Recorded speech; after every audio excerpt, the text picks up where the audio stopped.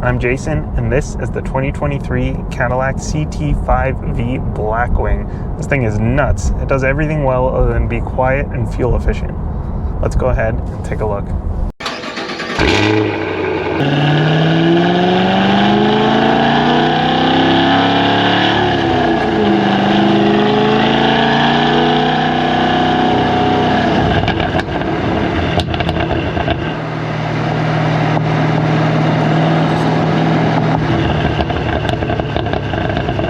So last year I was in the CT4V Blackwing.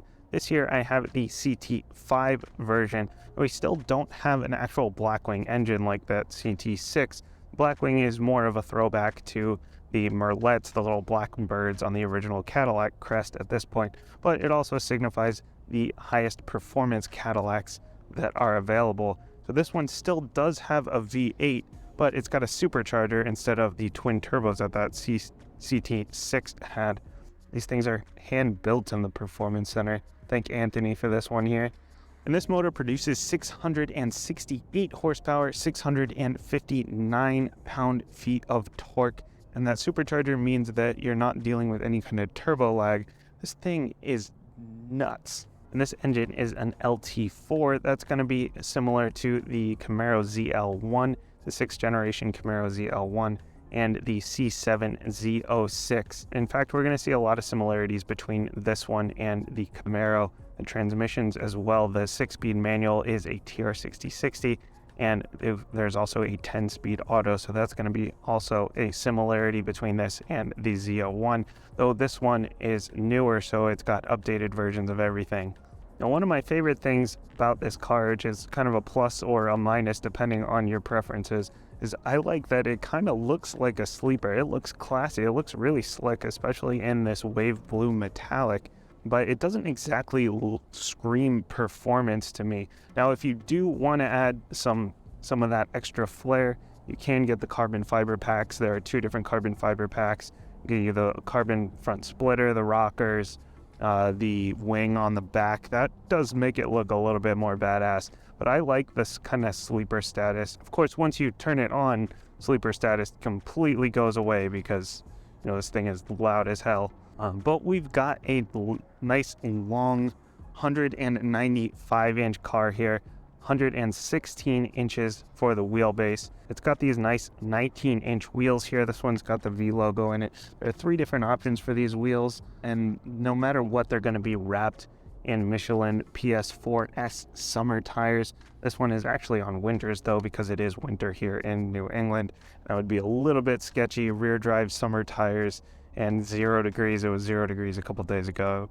Not exactly the safest. So I'm on winter tires here, but this thing is still a beast even on these winters. And that is a staggered setup with wider tires in the back. And we've got the blue brakes in this one, these big Brembo brakes. You can get either blue calipers or red or bronze.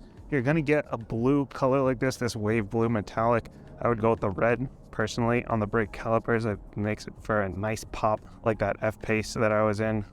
That color combo was nice. We've got some real venting going on here. Always love to see that. These little tiny mirrors going on. I don't know why they made these mirrors so small, but those do have blind spot monitoring. They're heated.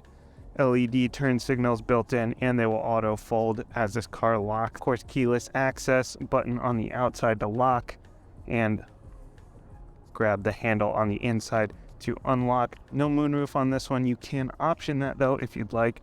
Got the little shark fin going on. Really classy looking car from the side. From the front, super classy looking as well, continuing with that theme. Love these lights. They just lit up because when you start getting close to the car, everything will kind of light up.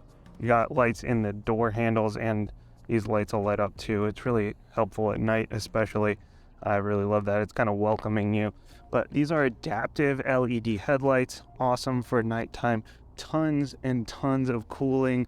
No fake vents here. These are all real vents across here. Plenty of leaves stuck in them. As I mentioned, you can get that big carbon fiber splitter. You're going to want to watch out for scraping if you option that. I'm already having issues scraping on my driveway even without that big splitter. But the CT4 I had last year did have that splitter, and it was A little problematic, but it does look pretty badass. Got the new updated logo here with all the colors in it. I know that one's controversial, but we've got parking camera up front, super helpful. That is standard, and overall just very nice looking and very functional front end. So here on the back end, we're continuing with this sort of classy look. Of course, if you want it to stand out a little bit more, again, you can get that big carbon fiber spoiler. You can get the carbon fiber diffuser, but as is right now, even the quad exhaust is kind of hidden here in the black. It doesn't really stand out as a super, high performance car. Just kind of looks like a nice luxury car sitting in the parking lot.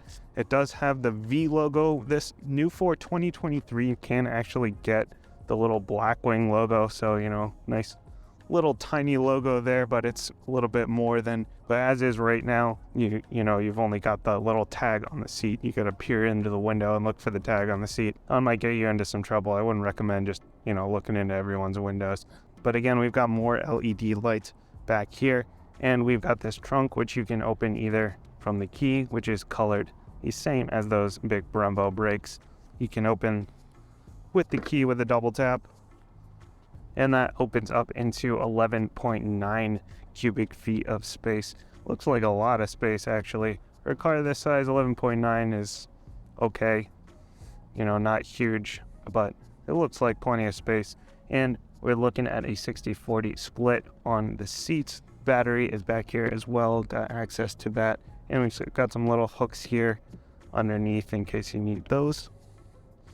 And spot for your jack, your tools, anything you want to put underneath of there. And a little grab handle. We have more sensors and cameras back here for parking, standard. This one does not actually have the camera that ties into the rear view monitor. I really like having that, especially, when you've got these small back windows like this. In the Camaro that I was in, that one was a game changer. I would definitely recommend optioning that camera. And remote start is right here on the key. No app, no subscription, anything like that. All right, let's go ahead and hop inside. Inside, we're looking classy and comfortable with black on black on black. Neutral and safe, but we've also got carbon fiber inserts all over, which add a nice touch. These are a step up from the base seats. These are the black leather seating surfaces. Gray ones are also available. Then there are a few full-on leather options. Soft touch points all around. Some of the materials in the center area feel like there is a little bit of cost savings going on, but laid out nicely. Wireless phone charger, cup holders are out of the way. Real buttons, thank goodness. Easily accessible, easy to use, as is the big touchscreen. No more awful queue system. That was a point of contention in the CTS-V and ATS-V, though technically still Q, but a newer version. Vehicle settings for your modes are the most important things in here. Android Auto and Apple CarPlay are wireless. They do take a minute to connect, but I love the wireless Android Auto mixed with wireless charging. And I love this tile setup here for Android Auto. This is cool. Music is coming in from a 16 speaker AKG system. It's fine, it's lacking a bit compared to the other luxury brands though. A digital gauge cluster is huge and nicely laid out, though I can't find a position where the wheel doesn't block the top of it. Lots of great info here that changes with your modes if you want it to. I'd probably set it to the sport layout just because I love the big tack in the middle. Then you can set that as a sticky setting if you don't want it to change. And we've got the customizable 4-quadrant setup on the side if you choose that sport mode. A heads-up display is standard with speed limit, and tack depending on your driving mode or what setting you put it in. Clear, clean, simple. The leather-wrapped wheel feels comfortable to hold, and heat runs through the entire thing, all 360 degrees. A little bit of girth to it, love that, as well as the simple buttons and rollers for infotainment and adaptive cruise. Note that unfortunately you do lose that adaptive cruise if you decide to go with the manual transmission. You also lose these paddle shifters, but where these paddle shifters are sitting, you would have some little Easter eggs with the Proving Grounds and the Tech Center. If you want to see what those look like, take a look at the CT4-V video that I did last year. And here at the bottom of the steering wheel, the 8 corresponds to the CT5, the 1 means it's an automatic, and the 215 corresponds to the build sequence. Note that matches the last 3 digits of the VIN. Seats are heated and ventilated with power adjustable everything. Side bolsters, thigh bolsters, lumbar, massage, on the stiffer side, but still comfy. Back seats offer 37 inches of legroom, which is a little tight for this segment. I would have expected maybe 38 to 40, but still not bad. Of course, I'm fine back here at only 5'7", as well as my kids in both forward and rear facing seats. They'll be okay as long as you're not too tall. USB ports, cup holders, not a bad place to be back here at all. Man, I'm so excited to be back in another Blackwing here. Like I mentioned, last year I was in the CT5-V Blackwing. That thing was so good at everything, really, and I kind of figured this would be on another level, and it really is. You know, it is a $90,000 car. That's the starting price, and you start adding options on top of that. So you do expect a lot out of it, but it could easily compete with stuff that's $20,000, $30,000, $40,000 more expensive, which is pretty crazy. Now, what do I mean by you can do everything well? So, I mean, it's a Cadillac. It's a big, long, heavy Cadillac, and it's got to be able to ride like a Cadillac, right? It's got to be able to do your daily duty. You know, I'm dropping my daughter off at school, taking the wife around or whatever. It's got to be able to do that well, and it does. You know, it's got the Magna ride. It's got, when you pop it into tour mode, and the suspension lightens up. The steering gets a little lighter. It still has some resistance to it, but it's, you know, it's easier, it's lighter. It'll modulate your throttle a little bit so you're not flying off the line. It'll modulate your brakes a little bit so you're not stopping super hard. It does the Cadillac thing really well. And, you know, and we've got the features. You do loosen up your bolsters, the thigh bolsters, the side bolsters. You pop your heated seats on or ventilated. It's got both. Turn on the massage feature. Got the heated steering wheel too. It's really comfortable, and just cruise around, do the daily duty, no problems. The visibility is good out the front. Out the back, it's a little bit tight. You know, it's not like Camaro bad, or sports car bad in general. It's sedan okay visibility. One thing I would recommend getting is the parking package.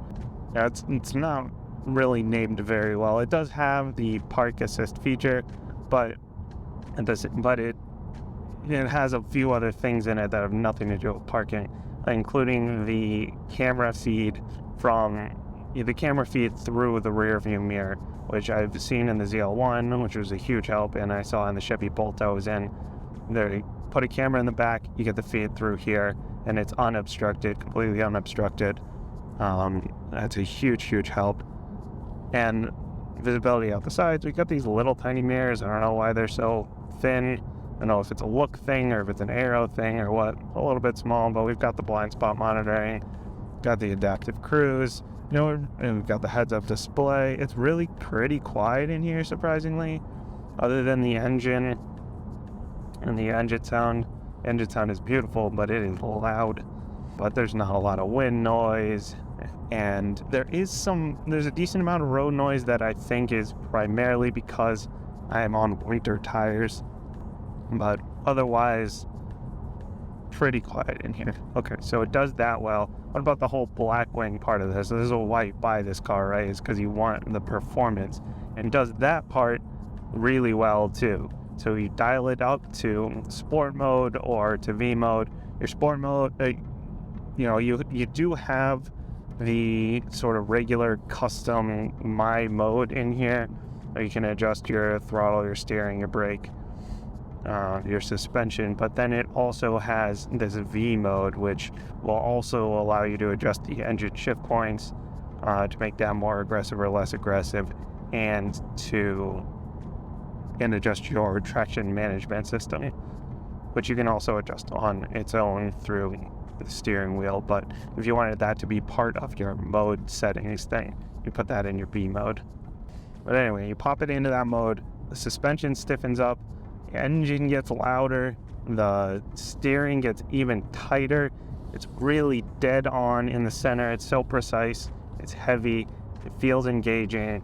The throttle gets more responsive, and since we have a supercharger, we're not worried about turbo lag, and it just kicks right off the bat.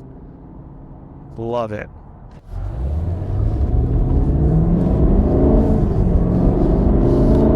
And we're on the Alpha platform, same as the ZL1, a lot of similarities there.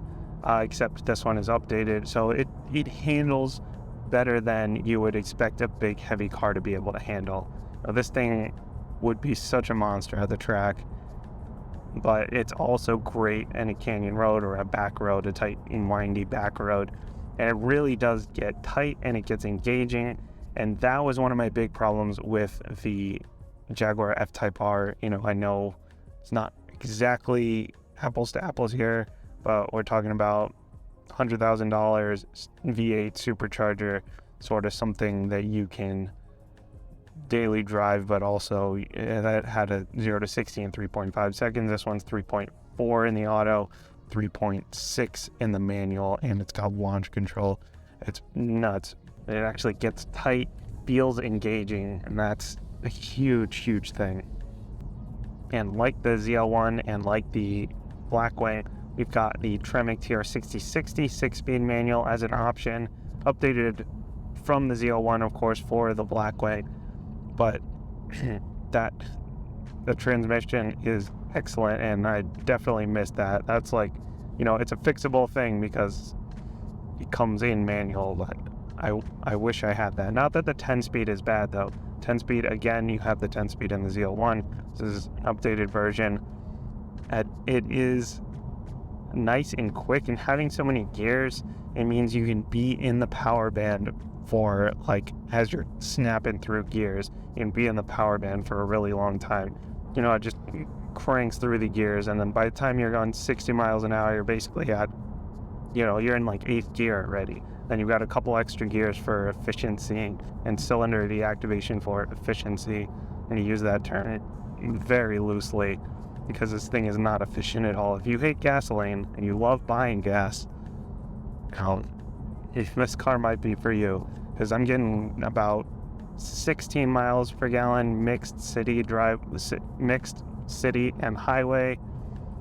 It's rated at 13 city and 21 highway, and it's a 17.4 gallon tank of premium fuel, and I'm getting about 200 miles. But it's a trade-off, obviously. Just big power, lots of fun. Gonna have to pay a little bit extra in gas costs there. Now, having all this power, it's a pro and a con. Like I said, it does do the daily duty well. You can do the low speed thing, but having the power available, you just kind of want to put your foot into it, and it's so easy. But then you look down and you're going slightly over the speed limit, just slightly. So it's a little tough to hold back. And if you're buying this for the street, if you're buying this as a car that you're just going to daily drive, you're never going to take on track, like, you're never going to find the limits of this car. And for me personally, I think the 6-speed would help with that, because I've got something else to do, something else that's engaging me. So I don't just want to stomp on it all the time. When it's an automatic, it's just so much easier. Not that it's difficult with a manual, but with the CT5-V Blackwing, that was still not lacking for power, right? It still had tons of power, but it was a little bit more usable on the street. Still sounded really good. Doesn't sound as good as this one, but still sounded really good. Still drove really nicely. You got the shorter wheelbase, handles a little bit better, tighter turning radius. It would be a tough pick for me to pick between these two, but I think I might have to lean towards the CT5-V Blackwing. It just seems a little bit more usable, but you do get the bigger back seats in this one as well. But having all this power just readily available, I would get myself into so much trouble. So the TLDW, too long didn't watch version, is go buy one of these, get it in a manual, take it to the track, hit the like button, share this video around, subscribe for more, tune in next week, and I'll be very jealous of you and your Blackwing. It's crazy that this car exists.